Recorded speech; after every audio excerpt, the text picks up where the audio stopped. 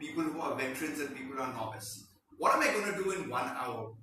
In 1 hour, I'm going to talk to you about the different things that you go through in life in terms of your nutrition and what you should be aware of. More keenly, Coach Pramod and Team Jayanagar Jaguars have realized the importance of nutrition towards changing your health. So I understand a lot of you are new runners and a lot of you are basically trying to use running to help better your health, better your weight. So I'm going to help you understand what are the concepts. A little bit about myself before I start. I am a sports nutritionist. I've worked with people who've broken the Guinness World Record of non-stop aerobics.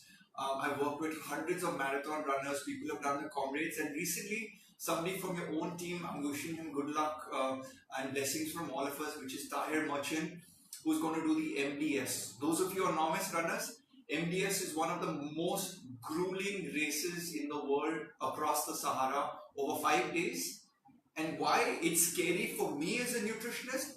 Because the participant is supposed to carry their own food and water, and then you start at the beginning of the race with your complete food and water, which is about 7 to 8 kgs of food, and water is given at the rate of 6 liters per day, and you're supposed to run through the Sahara, which is about 250 plus kilometers over 5 days, or it's a little more, but it's scary. So one is when you control food and you control your water, how the human body will fight you and break down.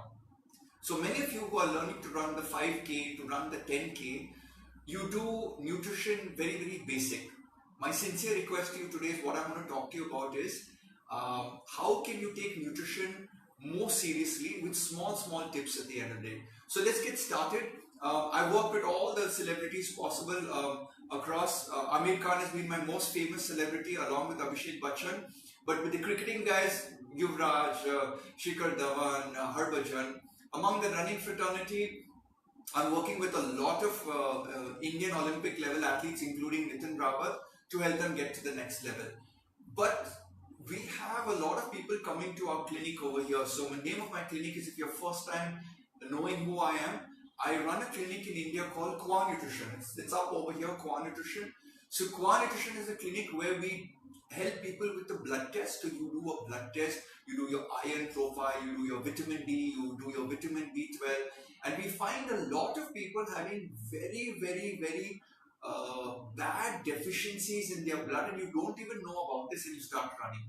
So today I'm going to talk about all of these things as we go forward. So if you're ready, let's take it forward. So this is one of my favorite slides. What fits your schedule better? Exercising 1 hour a day or being dead 24 hours a day? So runners, it's basically showing that everybody. One second, I need to mute everybody.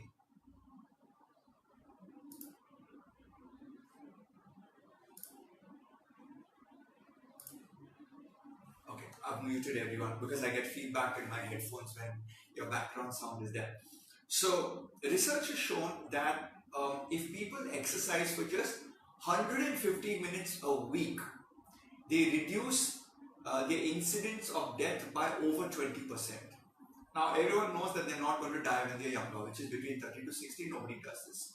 But at the nutrition clinic where I work with people who are 40 years old, 50 years old, I work with industrialists, CEOs, vice president, managers, people who have put on weight and they can no longer perform in their job. People like pilots, people like cabin stewardesses, where weight is crucial and you cannot cross a certain level. We have found out that just working out 1 hour a day, 3 times to 5 times a week has huge benefits on the human body. Now, I want to give you one input. People work out for 3 months and expect 3 decades of rot in their body to disappear. I repeat, people work out for 3 months and expect 3 decades of rot to disappear. Now, this doesn't happen, and let me tell you why. The human body has what is called as a shelf life. Okay, and in this shelf life, you have the number of cells that are there in your body, And these number of cells sit in your body for a many number of years. In fact, I just want to take a break, and I want to find that slide and show it to you. Just give me a second. In this slide, what we talk about is, we talk about, let me just find this.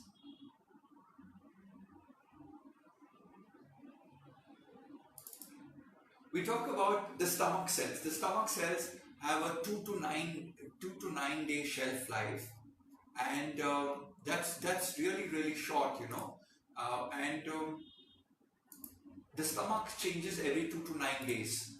So when the stomach is changing every 2 to 9 days, fine, you eat the right food into it. The raw materials are used in building your stomach again.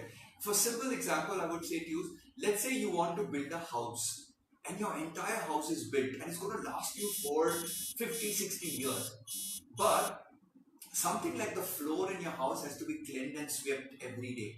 So the human stomach is like that.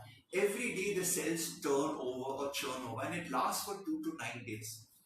I want to share one secret with you. Most of us run because we want to lose that extra handles and that weight, fat. The fat cells reside in your body for a period of 8 years.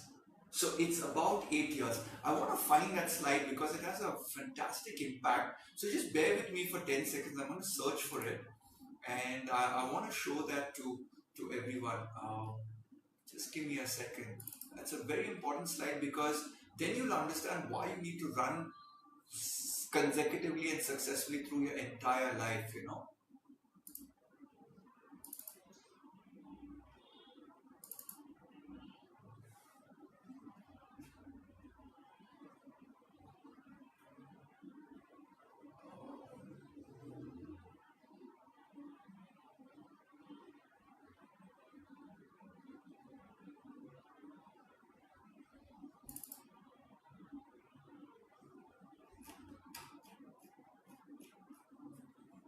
I don't have it.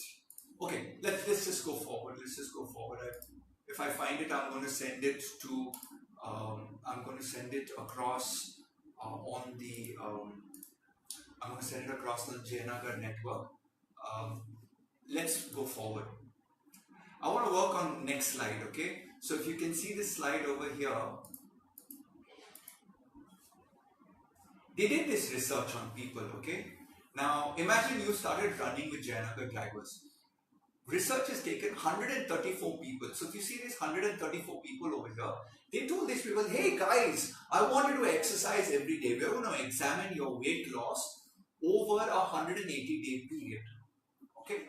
Then they took another group of people who like Ryan Fernando. So Ryan Fernando is a nutritionist. And since Ryan Fernando is a nutritionist, basically they said, hey, you know what? You're going to go into Ryan's program and you're going to do these 269 people, you're going to be doing only diet. And then they took another group of people, about 90 people, who said that, hey, we're going to subject you to both nutrition, which is the proper diet, as well as exercise. So we have 3 groups. As for my slide over here, we have the exercise group. So all of these people exercise, they have no thing to focus on their food. So basically, you do your exercise. After you finish your exercise, you're on the pub having 20 beers. That's that sort of kind of philosophy. But the diet guys are very focused, but they don't do any exercise. Now what they found out, and if you're looking at this slide, look at the screen clearly. The people who did exercise lost about 2.9 kgs, 3 kgs.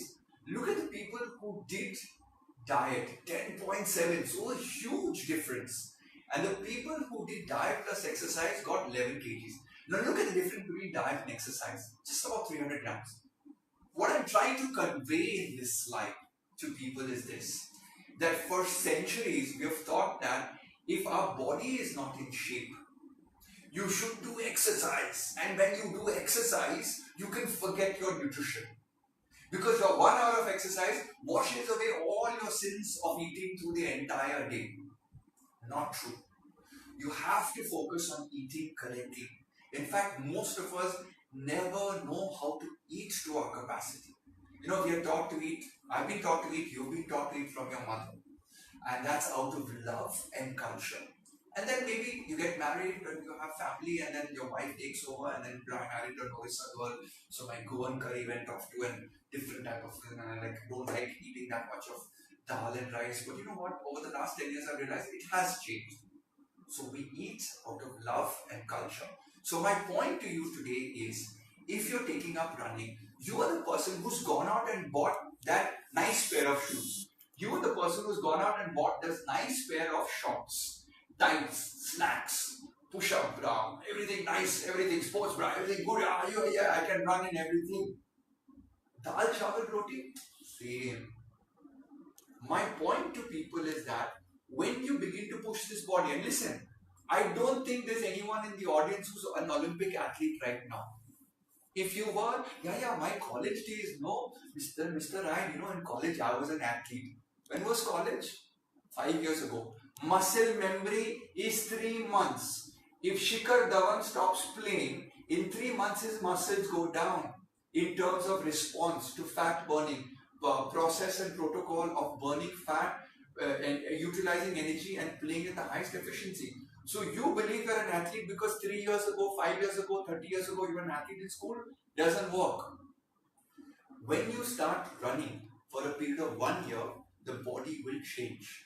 During this period, you have to focus on your nutrition. So this slide, I want to make it very, very clear to you that you have to focus on your nutrition. It's very, very important because you've been doing it out of love and culture.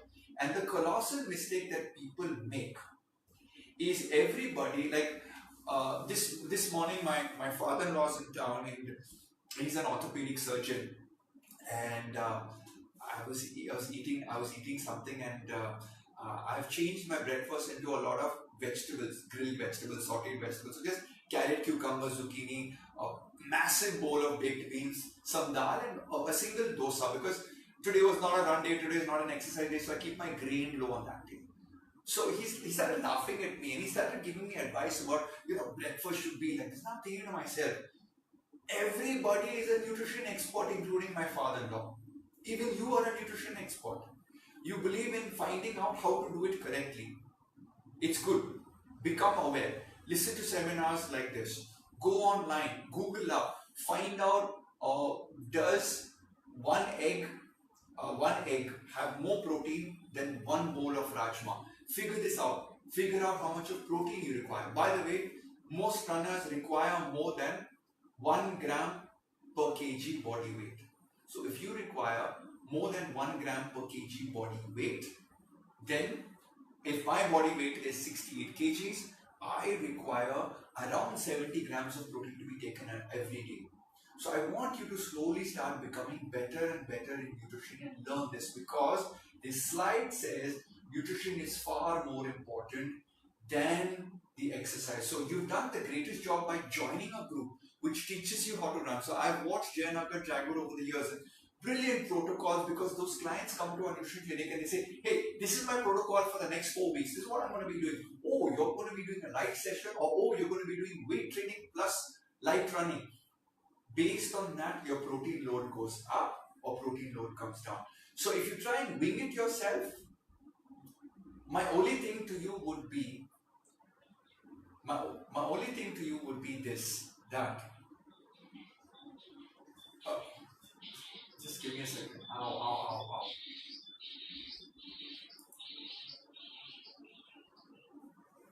Can I request everyone to please mute their mics? Thank you.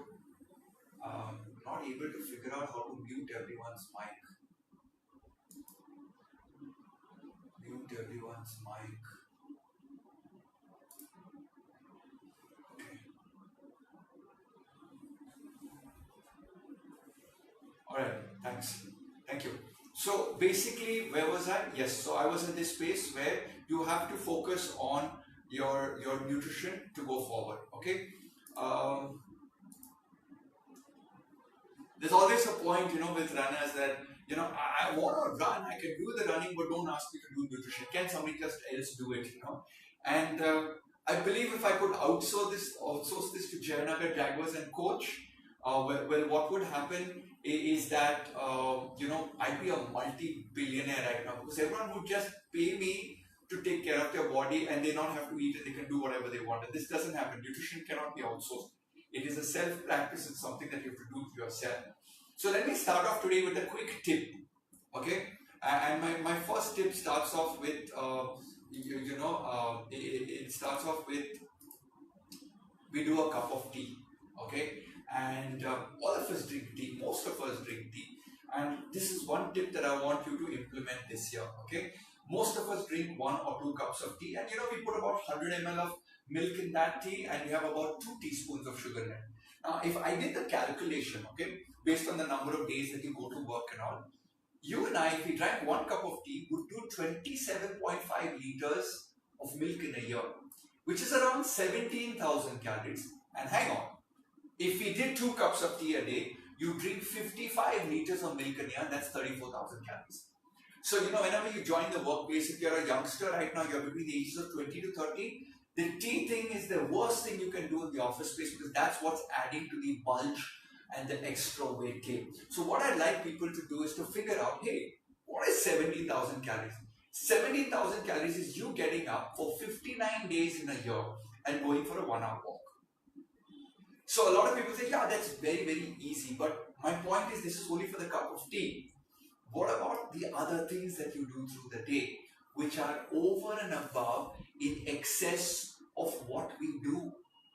So your grandfather, my grandfather, maybe walked 20 kilometers a day. Would you agree with me? So if they walk 20 kilometers a day, hang on.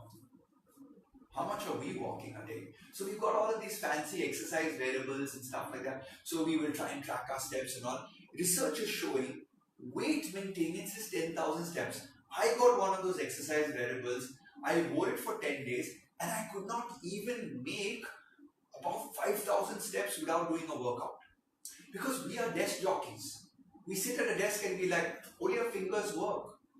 We come in vehicles, we use lifts, we hardly walk at all. So we hardly do any exercises. So exercising has come down and consumption has gone up. This is the battle that you will face till your last breath on this planet. Now, food for thought. And this is serious, okay? I would like to see you as a runner, even in your 70s. Because when I've traveled abroad, I've seen huge chunk of older people in their 60s and 70s running or walking in Europe and America. In India, there's a very little number of people. Maybe awareness is not there. Maybe now 60 and 70 years are joining, or maybe 60 and 70 years are walking. But here's the thing. People are getting injured. People are getting injured. Why are we getting injured? Oh, I was an athlete in my college days. So now I can do 100-meter Ben Johnson. And I can continue that for 10 kilometers. Take an old Maruti 800, which is 25 years old. Don't service it. Don't put correct fuel in it. Don't have all the bearings and the crankshaft and the gears and all lubricated with the correct oils. Drive the car at 100 kilometers an hour. At some point, one wheel is going to fall off. At some point, that engine is going to catch fire. My point to you is, imagine yourself as a high-end vehicle. Even your own cars and bikes today, you give it for the mandated service. But when it comes to our human body, there is no mandated human service, because you can't go to a garage and say, Mr. Time, fix me, give me one aloe vera juice, and everything will happen good for the next 10 days. It doesn't work like that. Your maintenance happens every day. Exercise and the right food, not out of love and culture, but scientific knowledge to know what to put into your body. Because your mom, your grandmother, your wife is putting food on your plate out of love and culture. But you do not know how much energy you're burning. Therefore, the food you're putting on your plate, you do not know how many calories is there in that. This mismatch is the reason why you all are beginning to start running. You are beginning to start exercise, because you realize, oh my God, something's happening to me. But when you start doing this, You need to learn to eat scientifically. So everything you put into your body is contributing to your weight gain. And as I come back to this maintenance, you get injured. You get injured because the cells in your body aren't getting the best nutrition. So let me tell you a story. Okay, I had a huge argument recently with one of the government officials. I'd gone to a state, I won't say where because you can easily track where the seminars, it's online and everything. But I had an argument with the official. He said, Mr. Fernando, you're supporting only elite people and you're not taking care of the grassroots people. And I'm like, because grassroots people can't eat high-end nutrition. No, but they have the potential. I said, do you think grassroots people from across the world are running the fastest race? Now let's not go into socio-economic class or who has money or who doesn't have money. My simple logic is this. If you want to run a marathon, can you do it on crappy food or do you have to have the best possible food? That's food for thought. Because when you do it with crappy food, the first marathon body will say, okay, I will do it with. Second marathon, okay, I will do it with. Third marathon, hamstring goes, ligament goes, toe gets some problem. Some muscle starts to tear, some joint starts to give you problem. Before you know it, 5 years into your running career, you're out of the race. And guess what? Now, you've damaged your knees, you've damaged your ankles because you were dumb enough not to take careful focus on your nutrition because you went out and bought those expensive shoes. So food for thought. Save your body for exercising into your old age also, because when you're 50, when you're 60, when you're 70, when you're 80, the medical doctor 30, 40 years from now is going to say that it's the only thing that will keep you in good health. And they say, oh doctor, you know, in 2019 I ran too much and I didn't eat correctly for 10 years, so my knees are gone, I can't run, I can't do anything. Maybe you may argue with me that by then, 20 years down the line, knee replacement, stem cell and all of that stuff may happen, but just food for thought. Watch the tea and coffee. What I would recommend to you, go for green tea. Green tea, that's what I'm doing right now. I miss my milk chai. I really miss my milk chai. But you know what, ever since I stopped putting on my milk chai, my body fat percentage for the last 5 years has remained the same. And I realized that it was the milk. So I actually have 5-6 cups of tea a day because I counsel. I use my brain a lot. So I need the sugar, I need the milk, I need that caffeine pick me up. And then I found that, you know, green tea is a little better because there's no sugar, there's no honey, there's no nothing, just plain water. And 2 cups of green tea is enough to get me through the day. So this is something that I can give you to hold back on your weight gain over the next 10-15 years. So, hey, all the ladies in the audience, we love to check our weights. We stand on the weight scale. Oh my God, I put on 2 kgs today. Human body will put on 3 kgs in any given week. You drink 1 liter of water, you put on 1 weight. Women, if you have a menstrual cycle, you put on 2 kgs. You're in the peak of your menstrual cycle and then you're finished off and you're in the best of your cycle, a post-save phase and everything, you lose 2 kgs. It's evolution, it's nature. The weighing scale is one of the worst things people can do because each one of us is different. Like, I would love to be Arnold Schwarzenegger. I'm a skinny, lean guy. I've always been skinny and lean. As a nutritionist, you know, I get laughed at. People saying, "Arey, tumko khane ka." But the point is, I have made peace with who I am and my genetics. My genetics say I cannot be a bodybuilder. My genetics say I have always been lean. My genetics are now telling me I should eat food in a certain correct way at a certain time. Therefore, my brain works very, very well. My aging is actually reversing. So I'm 44 years of age. But if I meet with you, I can pass off as a 28, 29-year-old. Point I'm trying to make to people. Be comfortable in your body. If you're on the larger size, if you're an endomorph or a mesomorph, it's comfortable. What you need to know is this.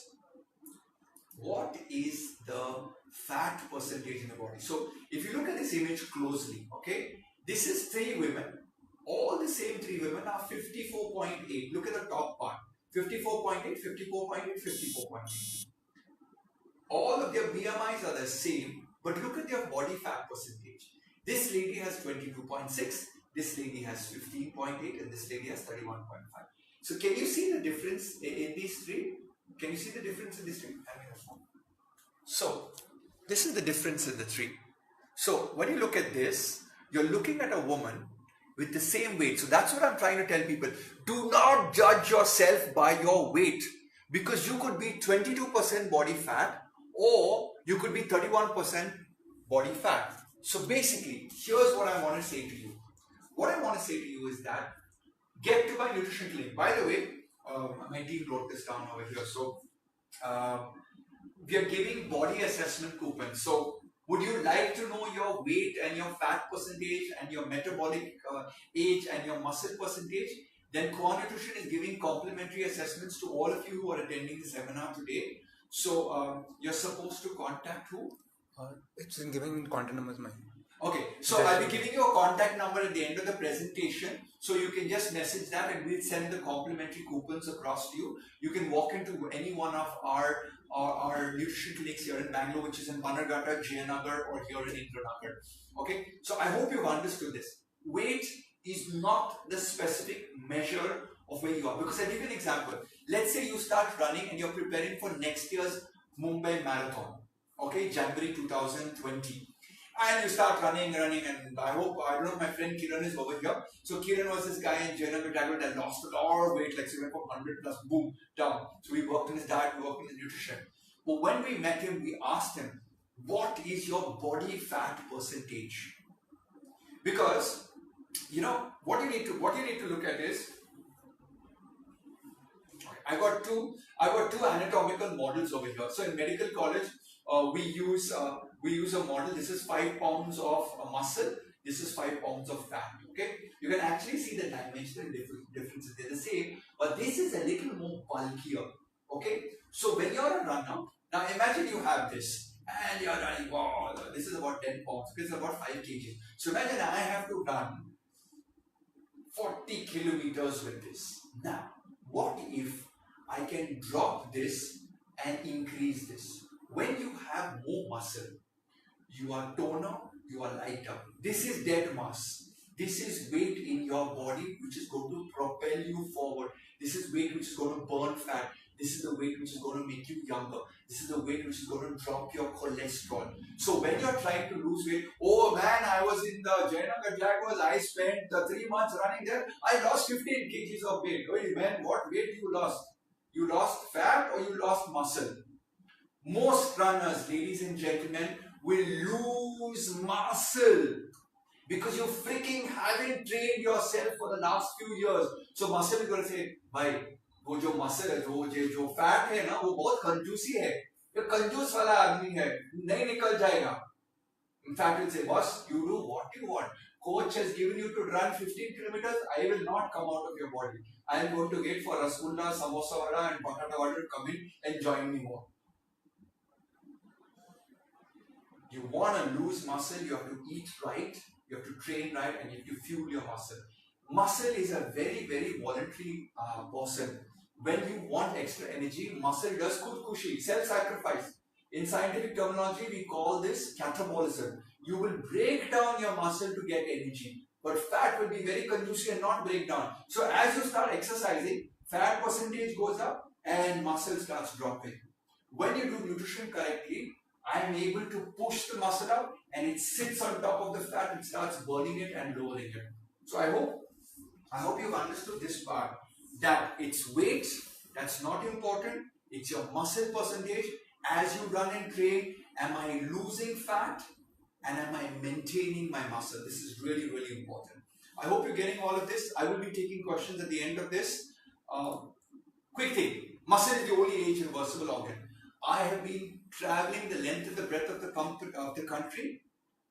If you are in an organization and want to hear me speak to your organization, please get in touch with my team.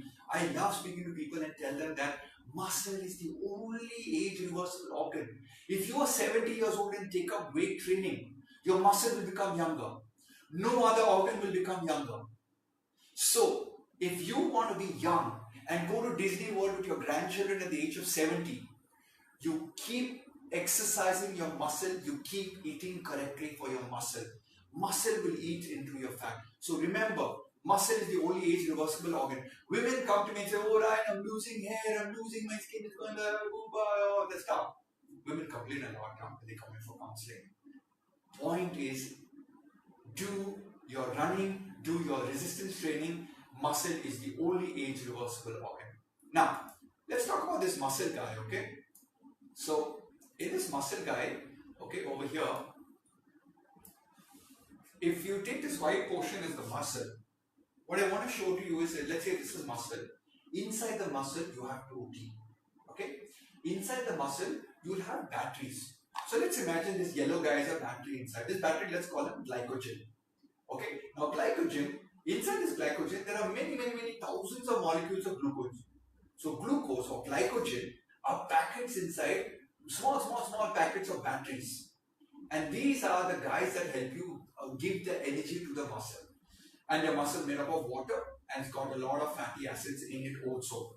So when I do the nutrition for a runner, during the race, I like to give an isotonic solution of glucose. I like to do carbohydrate loading because carbohydrate is nothing but your glucose or glycogen you take the previous day. So you load more packets of glycogen. By the way, most elite runners will have up to 19 to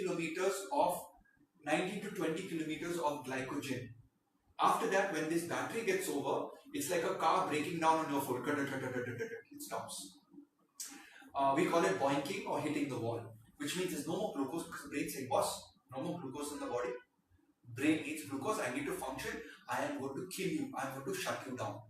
So you set into fatigue zone. So in elite runners, I can make the diet in such a way, we maintain not a high carb, but we maintain a complex carb diet with a higher fat diet, not keto, but very close to keto, so that when you're running or when you're racing, you're utilizing both carbohydrate as well as fats in two energy levels. And that's the reason why many runners over the years who have come to me have been able to improve their running times by as much as 10 to 15% year on year, because we're able to teach them how to eat correctly. Okay. So if you're tracking yourself, it's really nice, because a person like me who's a nutritionist can see how many calories you have burned. So if you're doing 6.12 kilometers, you've burned 2,477 calories. What happens? I can frame your breakfast, lunch and dinner to either be more than that if you want to put on weight. If you want to keep pace with your weight and want to maintain your weight, we keep it the same. And if you want to lose weight, then I try and put a lower calorie diet. Now, a lot of people, especially women, try and do no eating and running. Research has shown that women need to take around 30 grams of carbohydrate. Remember this, 30 grams of carbohydrate before they run to burn more fat. In fact, it's the men who should run on an empty stomach because you burn more fat. But again, if you're a novice, I don't recommend it because you break down your body. So what I tell people, first learn how to run, then learn how to eat. Then you do all these sophisticated methods. What most of you do is try and starve the body in these sophisticated methods, and the body's like, I'm not getting my nutrition, I'm not getting anything, you're not giving me anything, let me break down the muscles, let me break down tissue, let me break down cartilage. And you start getting injured as you move into more and more rigorous training. So very important. I like to bully people in terms of nutrition. Okay, if you're seeing my screen over here, a serving of French fries is 610 calories. So people come to me and say, hi, today's Saturday, go on cheat meal. What cheat meal? 610 calories is you running a good pace for about 1.5 hours. So the next time you pick up a bowl of French fries or a packet of French fries, think of this. So this is the problem, okay? Very few people understand that we have genetics in us. So we do gene testing in our clinic. And for example, even I have this problem. I have a gene in me that promotes snacking behavior. You will find me snacking all the time. Like, Reinhard, that's not possible. You're so skinny. But there's a gene. There's another gene that controls my weight. But there's a gene that makes me want to eat. So I think my ancestors were coming from a place where no food was available. So they moved from place to place, kilometer to kilometer, over months, weeks, years. And so wherever they went, whenever they got food, they kept eating. So they kept snacking. And there are certain people who do not snack at all. They can just eat one meal. You're going to discover who you are. But I think in today's day and age of excess, we're just doing too much of snacking. Okay, let me go forward. BBC ran a survey recently, and they found out that you can cut the risk of cancer, heart disease by increasing your servings of fruits and vegetables from a 200-gram portion to an 800-gram portion, where the incidence of cancer is cut by up to 35%. Sorry, not cancer, it's heart disease and stroke. So, heart disease and stroke was reduced by a significant amount with about 800-gram portions during the day. Now, most of our Indian diet is basically a grain, rice or chapati. So, like if you go to anyone's house, dosa will be a lot, dal will be little, sambar will be little. If you go for lunch, rice will be a lot, dal will be a little bit. If you go and eat chapati, chapati will be a lot, dal will be a little bit. Vegetable will be a little bit. Fruit is very little. What I'm trying to convince people in 2019 and onwards in India is, can we change it, because we are no longer our grandparents. Our grandparents walked, did manual labor. We are desk jockeys. We don't do any work. We have maids to do our work. How many of you in your house right now are on a holiday but not doing work, and your maid's doing work in your kitchen? Food for thought. How many of you are doing gardening? I'm guilty. I have a 2,000 square feet garden. I have a gardener. He does everything. I'm like, hey, I'll just bend down for 2 minutes. So of late I've started doing sunbathing and doing my gardening, and I thought, okay, let me sweat it a little bit. But you know what, my sweat is 15 minutes and I come back and I have to go back out. That's luxury living. That's living which is going to move us towards the direction of not eating enough of fruits and vegetables. So you can make the choice of not doing work, but you could make the choice of eating more of the grain, reducing your grain and increasing your fiber from the vegetables and fruits that you eat. So constipation, huge problem with runners, because everyone wants to go to the morning to run, and I know when you start training, coach wakes you up at 5 a.m. in the morning or 6 a.m. in the morning, and most people's bowel movement happens only at 7 o'clock if you're not an early riser. So you got to do 2 prunes the previous night, a banana, these are things that really work. But if you do a blood test and come to a nutrition training, there are many things that you can do from a food perspective to improve your bowel. In fact, a lot of people do protein supplements on their own.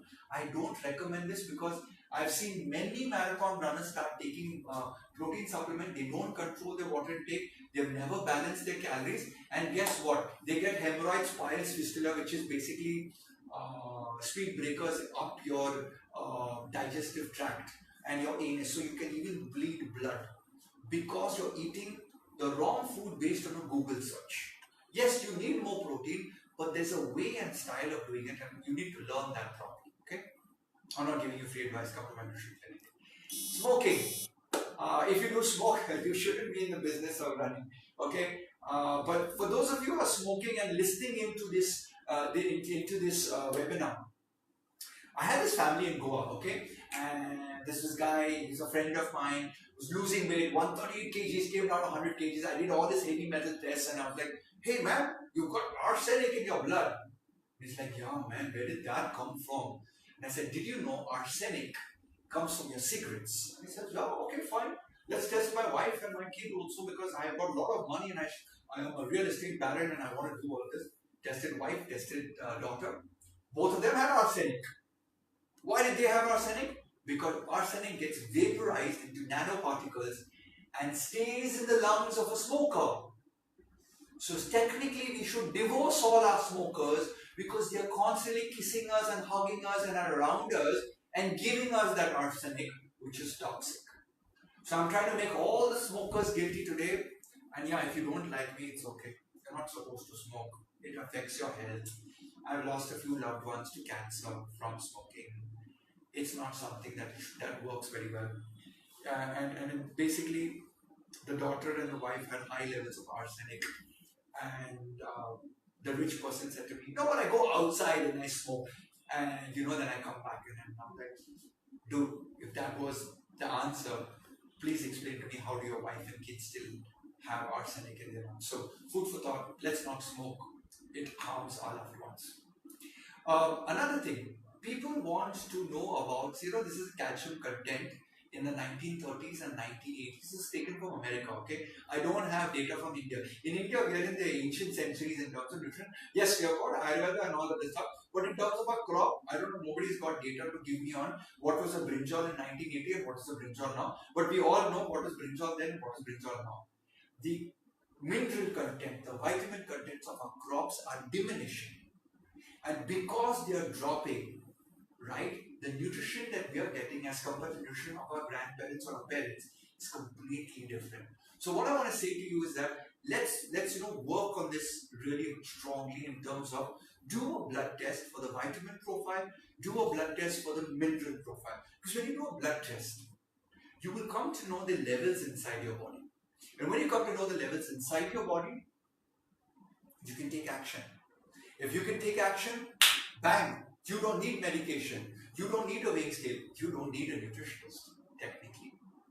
Because micronutrient deficiency, which is the vitamins and minerals, are some of the key causative agents towards diabetes, hypertension, obesity, heart disease, stroke, almost everything, including Alzheimer's, which is memory loss, is related to nutritional deficiency over years and years. And guess what? You want to run stronger, you need better nutrition into you. Alright? Just want to go forward. There are a lot of recommendations, but I want to take questions. Almonds are really, really good for runners. About 5 to 10 almonds early morning soaked is preferable.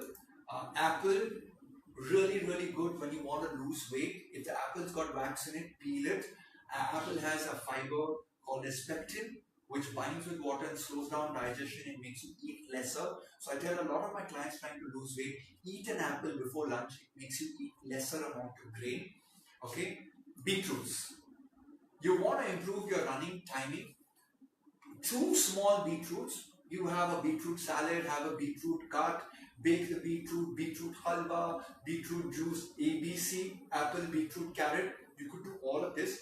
Take it any time of the day, but 2 beetroots every day. Do it for the next 2 months and watch your clock timing go down when you start running, because beetroots enhance your exercise potential. It reduces your time to exhaustion. And a lot of people have said, this is all rubbish, how can it be? Google this up. How beetroot really helps elite athletes. It does. Okay. Going forward, I have watermelon juice is one of my favorite. Pomegranate. If you can do pomegranate, I actually rated pomegranate juice over here, provided you make it in the old sweet mixer, old Preeti blenders, because I want the seeds bashed up. Research has shown the seeds of pomegranate have omega-5 fatty acid, which is punicic acid. Now, punicic acid is an omega-5 fatty acid that has anti-aging properties and quick recovery properties when your muscles are damaged. So eat your pomegranate and chew it up and eat it. And kids, if you're listening into my seminar today, you have to eat your pomegranates with your seeds, because it gives great skin and great hair. Pistas and walnuts, if you're runners and you're at work, try and get pistas and walnuts at around 11 AM as a snack, because it's a healthier snack. And do berries with yogurt. Now berries could be anything from cranberries, strawberries, blueberries. Yeah, dried is okay, frozen is okay. Put some of this into you, because I have seen when I put in berries to people, the cravings for charts and other foods really didn't come down. Alright, so that's something that's food for thought. I want to talk about labels before I finish off. Labels. Go to the supermarket. I see everyone when they sit on a flight next to me, they order something. I always ask for water, and the cabin stewardesses make me feel guilty. Oh, sir, would you like something else? Would you like to buy something else? I would not like to buy something that's freaking sugar. If I come to your house right now and you offer me a glass of lassi, because I'm a nutritionist, you'll give me 1 teaspoon of sugar. Mr. Fernando, sugar or no sugar? I'm like, yeah, I'll have some sugar. How much would you like? 1 teaspoon in a glass of lassi. In this 200 ml Tetra pack of lassi, which you parents are buying for your children, and you are not being aware enough, you're not aware enough of looking at the label, please start doing this after today's seminar.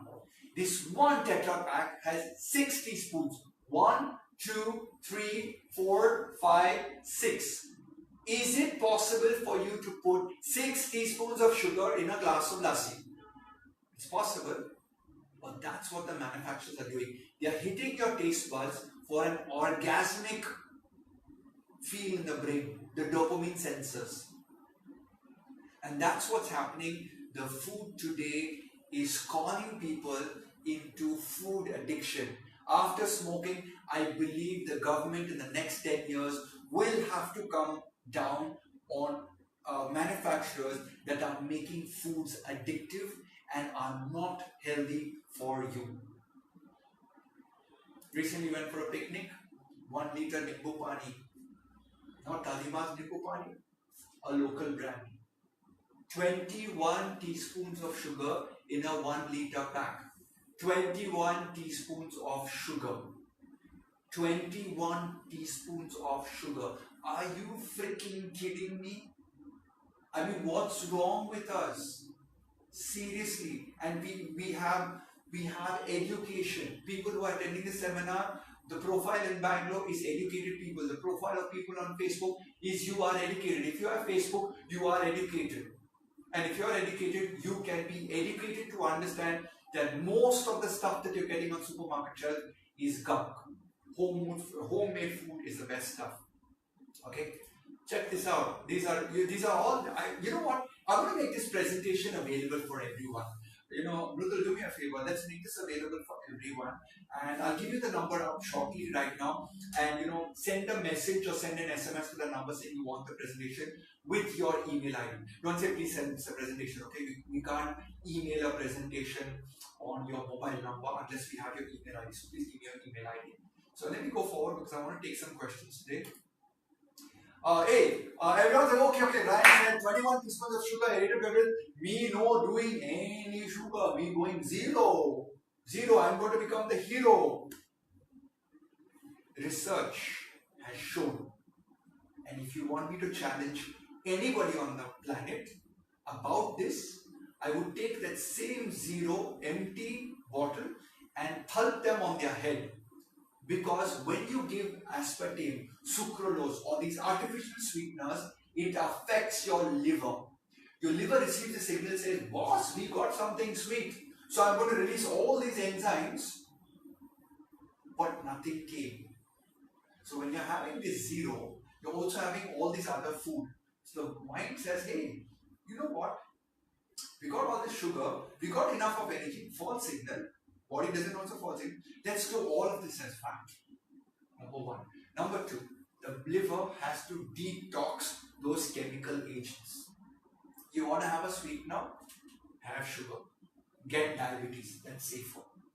I know it's a very irresponsible statement to make, but you know what? Your liver cannot detox these chemical sweeteners. All of these equal and all of the stuff, you think you're doing yourself a good job, cut off your taste buds, reduce your sugar. Brown sugar, people talk about coconut sugar, people talk about everything. Sugar is sugar. We have to learn to eat lesser because it's an addictive molecule. You can do stevia, which is a herbal sweetener, and ma huang, which is a monk fruit. These are 300 times sweeter than sugar, and research is showing these are not processing. And in China, have already started producing a lot of it, but you know, it's just cheaper to make chemical stuff and give it to 1.3 billion people. I mean, India is a country where we're literally abused in terms of experimentation, and it's going to take a long time before we realize this. Please share this with people, you know, that they shouldn't be having zero. It's not healthy. The companies are positioning it badly, and if you want the scientific papers, I have them. Please get in touch with me. I'll send it across to you. Change from white rice to brown rice. No white flours, no maidas, no white sugars. The white is what's going to kill you. Brown is more beautiful. So just remember that when you're eating. And if you can't have white rice, you know, always tell people that replace at least 20% of your white rice with brown rice. It will lower your diabetic risk by 16%. So, you know, you can actually mix it up. You can prepare brown rice, you can prepare white rice, and you can actually mix it up and fluff it down. And just do a 20%. And any food, any food, is basically an acquired taste. Okay, it's an acquired taste. Like for all of you who never drank beer in your life, you first time drank beer tastes like nothing else on this planet. It's fermented, it doesn't taste sweet, it doesn't taste salt, it doesn't taste like anything. Beer is a pure taste. It's an acquired taste. Wine is an acquired taste. Eating a lot of dishes is an acquired taste. So is brown rice, but it will save you from diabetes and will make you much more healthier. By the way, brown rice is my preferred choice in runners because of slower digestion. So it releases sugar slowly into the blood, and as a result, your weight comes down. When your weight comes down, your legs can carry yourself, your knees are not getting hurt, and if your knees are not getting hurt, you can run faster, and because you run faster, you get endorphins, and when you get endorphins, you feel so good. Because you feel so good, you're like, oh, I want to run more, and all your neighbors are looking at you, and you're like, hey, hi, I'm running really well, oh, you've gotten so fit. It's the brown rice on your plate that's going to make you fitter.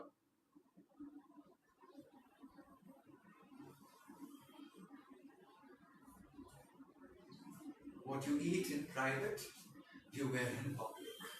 It's as simple as that. You're flat, you're physically strong, it's what you eat in private. And that's the bottom line on today's seminar. There are a lot of things you can do. Eggs are important, milk is important. By the way, if you're lactose intolerant, then can I just say to you that,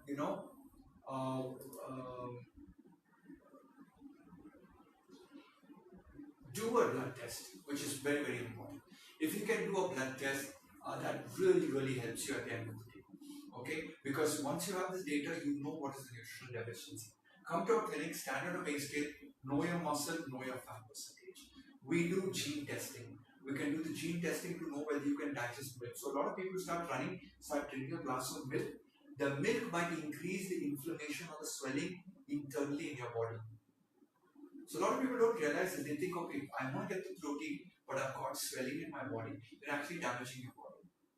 By the way, if you're starting to run, I sincerely request to you to do the heart markers, which is the cholesterol profile, your C-reactive protein, as well as your homocysteine level.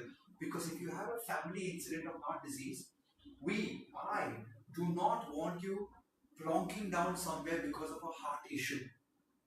And God forbid that you fall down and have a heart attack. So please do a proper test to check, are you capable of doing this sort of training? Just because you are an athlete in your school doesn't mean you're an athlete now. Okay, and you're responsible to your family members. So the simplest thing, instead of spending money on that shoe, first check whether your heart can handle it. If you don't know what to do, the team at Jayanagar Jaguars is brilliant, they're excellent, there are some good doctors in the team, they will give you advice.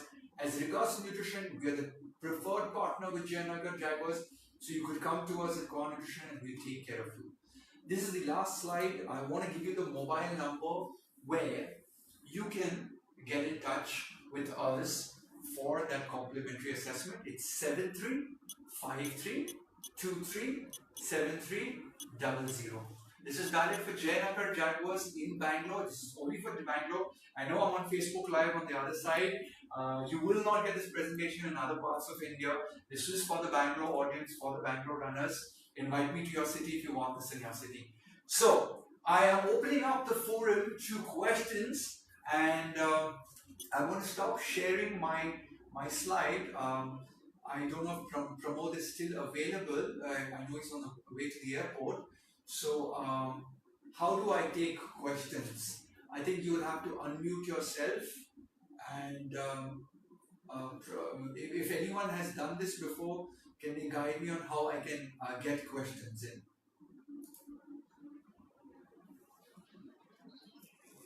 Okay, who is this speaking? Okay, hi Shivakumar, how are you doing? Alright, ask me. Good question. Okay, the basic form of sugar is always jaggery, right?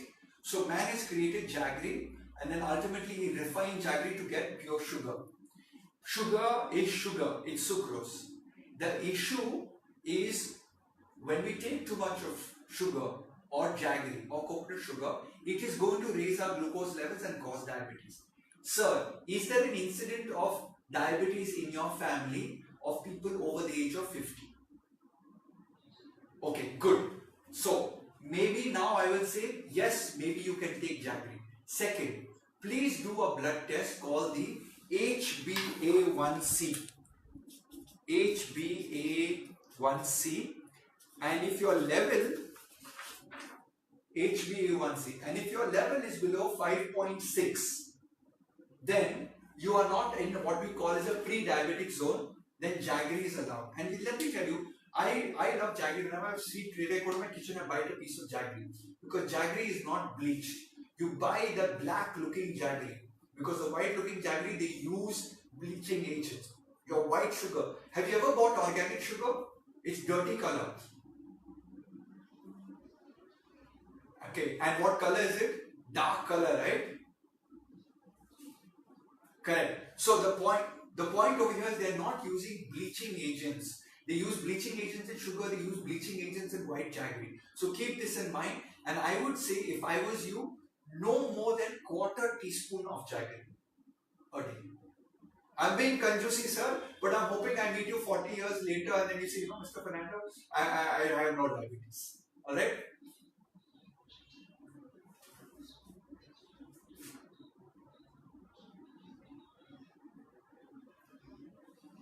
Can I just say one point? What we are taught in our childhood had a lot of grandmother's wisdom, which is very, very true. But look at what, in terms of work that they did and what we do, that what we call as calorie expenditure is not there, which now you are doing it in a very fashionable thing called running, right? So when we do this very fashionable thing, the match between groundnut and jaggery and the amount of running we do doesn't match. Plus, sir, last maybe 10-15 years, we have accumulated some petrol tanks of some extra load and weight, which our ancestors did not have. So that bank deposit we first have to eliminate before we go back to some of the traditional. So thank you so much. So mute your mic once your question is done, so like somebody else can come. Sorry, who's this? Yes, Kavita.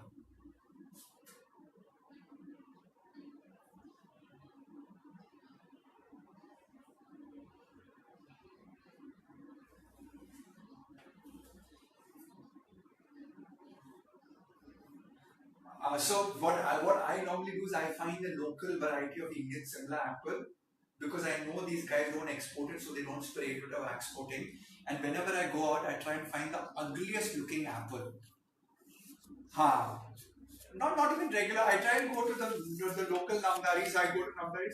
So you see the shiny guys, okay, raw, washingly red apple, and the Chinese guys are like, they're like boom, they're like carnauba wax coating on it, That's one thing. Second thing, you can actually, so there's some YouTube videos which show you can take the apple and pour hot water, and they show that the wax coating comes out. I have done that.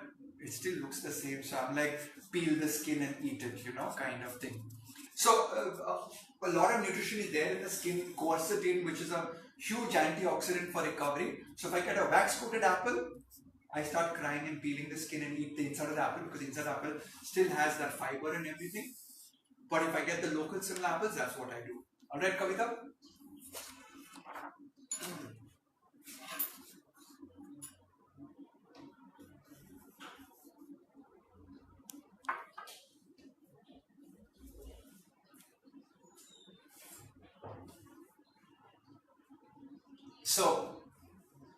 So basically what happens is, most fruits and seeds and nuts have a coating on them which contains something known as tannins. Okay, so these tannins inhibit the absorption of vitamin C's and other guys. So when we soak it, we tend to reduce or diminish the amount of tannins. Having the skin after it's soaked is a preference towards a mouthfeel. So if you have dadima or mom or a lovely wife or a lovely husband that would peel those almonds early morning and keep 10 for you, then have peeled almonds. But the fiber is there, it's going to help in you moving your potty and bowel movement, so please do that. But I always tell people, In India, dry fruits. So I'm working with a startup called Logical, which is going to launch cleaned nuts and seeds in India. So we've been doing a lot of testing, and we have found fecal. Fecal is shit. We have found shit level of bacteria on all dry fruits in India. See, boss, your almonds, pistas, walnuts are kept in the open in our country. Anywhere. It will come from one market, that guy will keep it open, one rat will come, it will pee on it, and happily the product will break it and eat it and all that stuff. So I wash all my dry fruit before eating it because after I did that bacterial testing on it, it's got more bacteria than a toilet seat. So I always advise people to clean up their dry fruits by just washing or rinsing it well. Yeah, if it's salted, the water, salt goes away, you don't need the salt in it. But you know, we Indians have very rock solid stomachs, so please enjoy sometimes eating your dry fruits. Don't remember me for this. Alright, Kavita, please mute your mic. Hi, Naina.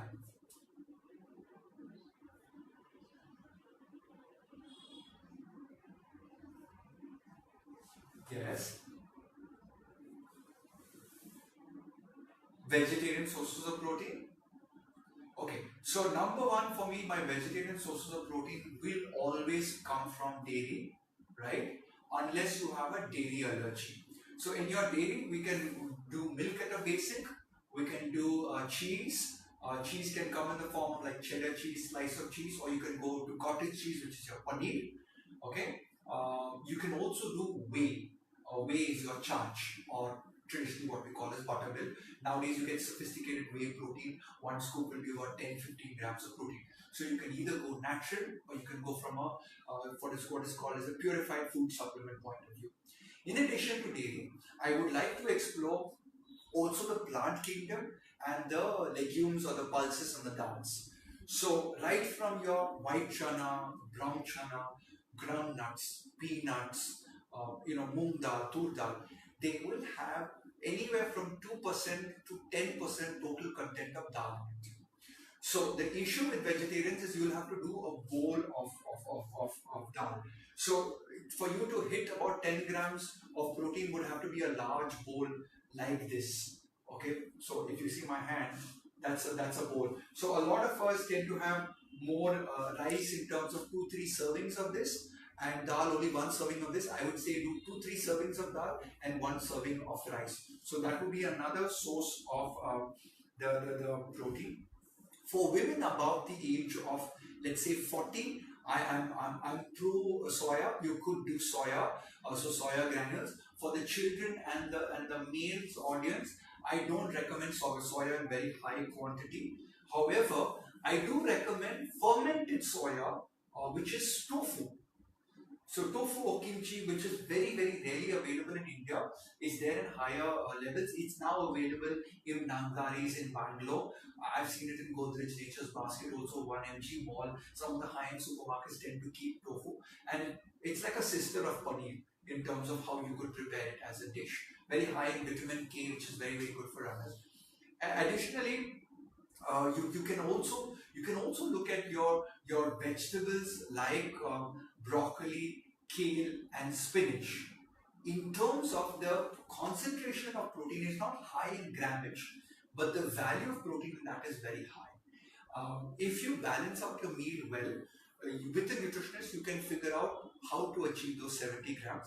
I know that most vegetarians find it difficult because of nutritional inconveniences. You can't eat egg, or you go out and there's limited options. Then you might want to look at a scoop of whey protein or a scoop of soya protein, add it to maybe your post-run recovery drink so that you get 15-20 grams. So that takes care of a major bulk of what is required, Naina. Alright?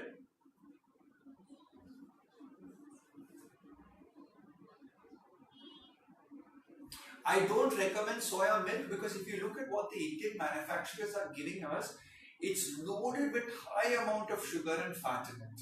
So I prefer you having a soy granule or a soy protein powder mixed into water, and you put a little bit of unsweetened cocoa powder and make your own chocolate milkshake with soy powder which has water added to it. Alright, most welcome. Mute your mic please. Hi, who's this? Yes, Anurag.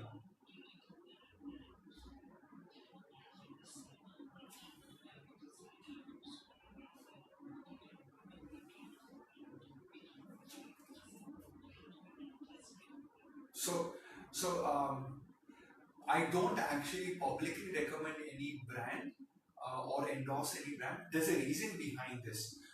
If I do and you have a side effect, I am to blame because I do not know your liver and kidney function. So whilst I say yes a whey protein or yes a soy protein, I am inherently trying to convince most of the participants today to work with a nutritionist, because when you come with a nutritionist, I don't want you to do a protein powder.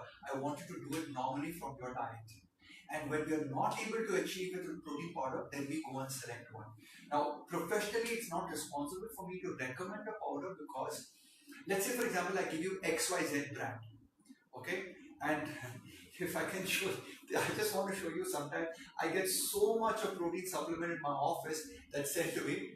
Those are the dabbas that have just landed in my office yesterday, just for some manufacturing guy for me to have a look at it. Point I'm trying to make to you is that there's so much available out there, even I am confused.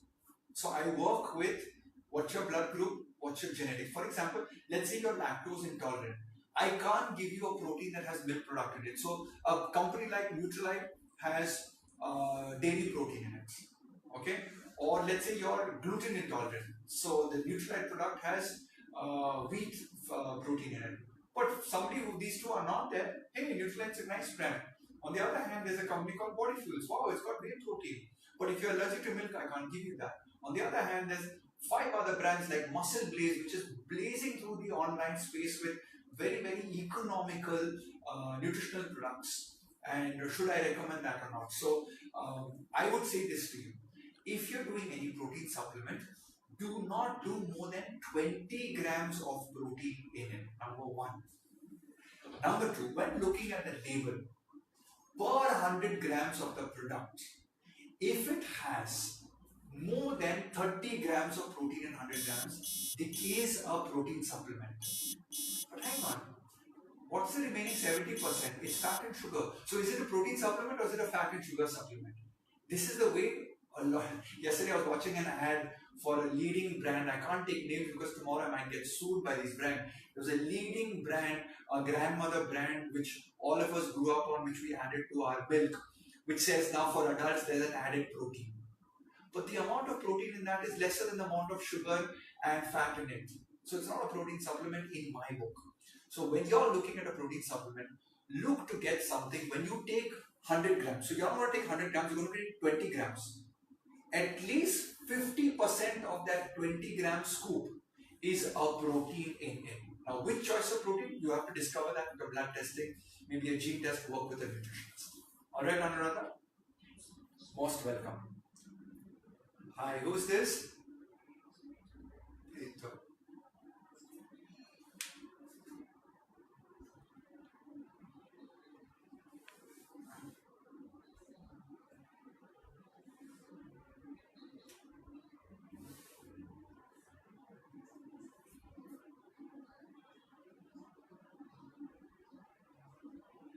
Okay.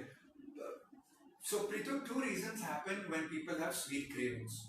One, there's an underlying factor, the thing that I asked you to check, which is HbA1c. HbA1c. So, basically, Pritu, what you asked me was, I already have sugar cravings, right? I get a lot of sugar cravings. I try and do fruits, I try and do other things and all. So, what I would say to you is maybe there's an underlying thing where your sugar management or the sugar locking onto the cell is not working very well. So check your blood fasting sugar levels, HbA1c, work with a nutritionist. This is tip number one. Tip number two, I have seen that a lot of people with when they start running, the glucose levels or the glycogen levels. Remember when I was talking to you about the muscle, I was saying that glycogen is the guy that is held, all the glucose is held in the muscle. So as you start running, this guy starts dropping. So body says, I need more sugar in my muscle. So I need you to crave more sugar to replenish it. So when you try and replenish this glycogen, the body will try and crave sugar molecules. This happens with all my elite athletes. So what we do is we boost the complex carbohydrates. Complex carbohydrates come from grains, whole grains, complex carbohydrates come from things like beans, your lobia, your chana, your rajma. You eat a lot of that, those carbohydrates go into the muscle, hopefully reduce your craving. Third point, we have found that when you sweat a lot, you lose salt, which is sodium. You lose 5 times the amount of sodium to 1 time of potassium. Very, very important. That's why your sweat is salty. The salt and sugar are like brother and sister in your taste bud arsenal. When your salt starts dropping, the body compensates with a sugar craving. Or when your sugar drops, the body compensates with a salt craving. So you might get either of the two, which is like a pickle craving or a sugar craving. So the thing over here is to do a blood test and check your calcium, magnesium, sodium, potassium, chloride levels. If they are lower, then you're having a micronutrient deficiency and your body is trying to save you by making you eat more things, having a craving for sugar or salt, and it's a simple electrolyte deficiency that you're not taken care of. So that would be the third point. The fourth point, what are the sweet stuffs that I can have? Well, I've always seen that you first deal with the salt craving, not only with sugar, but the sugar craving with sugar, but with salt. So you might want to do maybe dark chocolate because it has high magnesium levels, which is 80 to 90% dark chocolate. You might say to me you don't like it, but it should take care of the sugar craving receptors with a pinch of salt. So you might want to find sea caramel, sea salt, or caramel with salt in dark chocolate. That should help you. Look at olives in salt in your diet, because that salt will boost up and maybe your sugar cravings will come down. Don't buy sugar stuff and keep it in your house. I do have the same thing as you, Anuradha. So what I do is, where's my chewing gum? I chew gum. I chew sugar-free gum. Here it is. I chew a cinnamon-based gum. Because even I have sugar cravings like you. So every now and then, once or twice a day, I'll pop in a sugar-free gum, which is sugar-free, and I kind of put it. You'll argue with me, yeah, but it has xylitol and artificial sweetener and stuff like that. You know.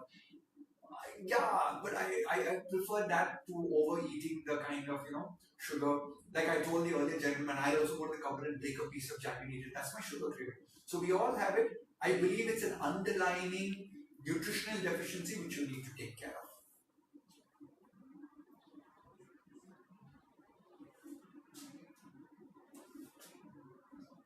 Good question. So you said that could I consider dates as a replacement?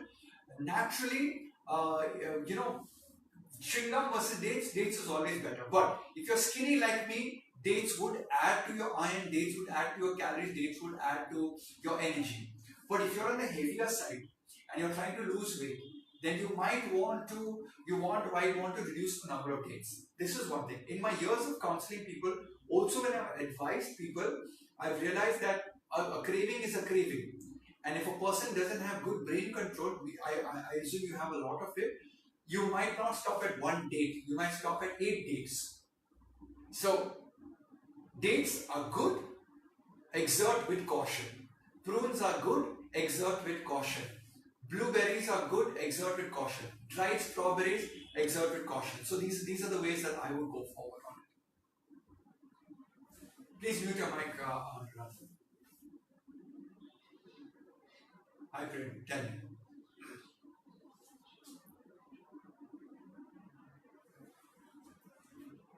So, it's a very broad spectrum question, Prem, like,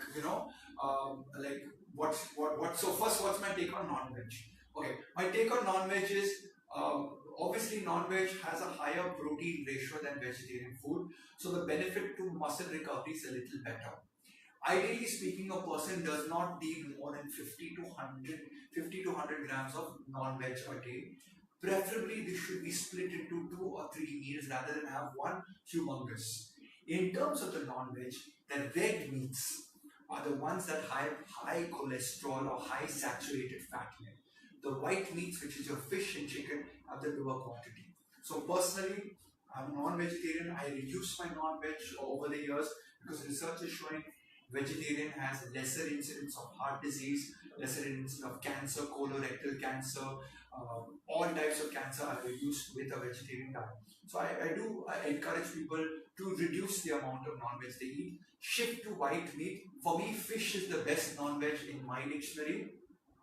Chicken, we are born in this part of the world and I love my chicken. I try and buy chicken in Bangalore from Nandu's because they claim it to be antibiotic and hormone free and stuff like that. So that's what I would do.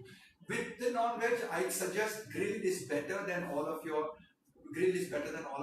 recipes of the masala gisala and all the gravy and all, because there's a lot of oil and all of that. So you tend to consume more quantity of everything else. Okay, I hope I've answered your question, Priya. Most welcome. Okay, so do we have any more questions? We don't have any more questions.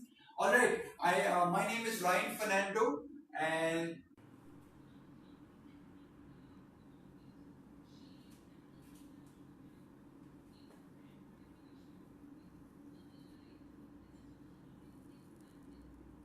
okay.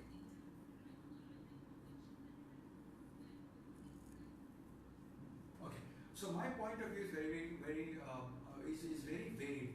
I always tell people I behave like a judge. I never cast judgment on a product or a person without looking at the merits of the facts of the case. So number one, we do use a lot of these shakes, powders, pills, and all in elite athletes. When I talk about elite athletes, these people are training from 4 to 8 hours a day. So the battering of the human body is beyond superhuman. Therefore, they need nutritional products that will cheat digestion, which are pre-digested, which are in the highest quality, which are available in powder or pill form, which can digest faster. For the Aam Aadmi, a lot of people are convinced to take these products because of the economical attachment to it, because they come via MLM businesses. This is where I am in disagreement, because somebody tells you, oh, I am using this product, my hair got very good. Oh, I am using this product, I lost so much weight. And if I lost so much weight using 1 shake per day, I can have 7 shakes per day and lose so much weight. So first of all, people do not have an awareness on why they need to take that product. So when you want to take a product, the first question is, what's my weight? What's my muscle percentage? What's my fat percentage? What's my blood test like? What physical activity am I doing? What nutrition am I consuming for all of the above? If the nutrition, mera dal chawal roti sahi hai, is properly balanced, controlled, and meeting my goals, and over a 3-month period, when I'm tracking my dal chawal roti and my exercise and my blood test and everything is perfection, I may not need these products. However, if I'm trying to beat it, I'm 100 kgs, and Ryan has gone through your blood test and looked at it, he may look at prescribing some of these products under a rationale that he knows what he's doing. In such a scenario, it's safe. When a person self-prescribes or self-medicates with a nutritional product, a nutritional supplement, or food supplement like a protein powder or a multivitamin or a fat burner, you could, without correct knowledge of your liver, kidney, blood chemistry, be harming your body. Number one. Number two, some of these products tend to change your gut microflora. Gut microflora is all the bacteria that are there in your gut. So what's going to happen is that's really going to cause irritable bowel syndrome or issues with your gut in the long haul. We have had children, teenagers who have taken protein powders because their trainer has advised. I do recommend protein powder to teenage athletes, but it's structured, it's under discipline. You get a lot of trainers, a lot of coaches, a lot of everybody who will prescribe products. But please understand, I would not write an exercise plan for you because I'm not an exercise specialist. And people tend to take advice from grandmothers, uncles, aunties, coaches, everybody with regards to nutrition. So the only response to you, Anuradha, would be go structured, please, in terms of taking this.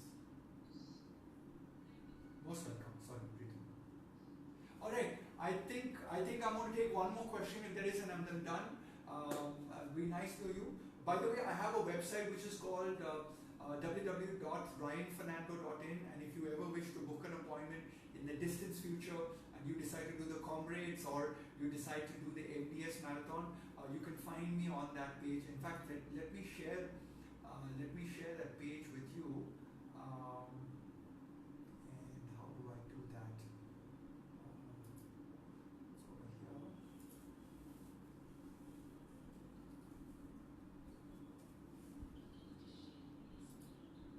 Yeah, I'm just going to share my screen.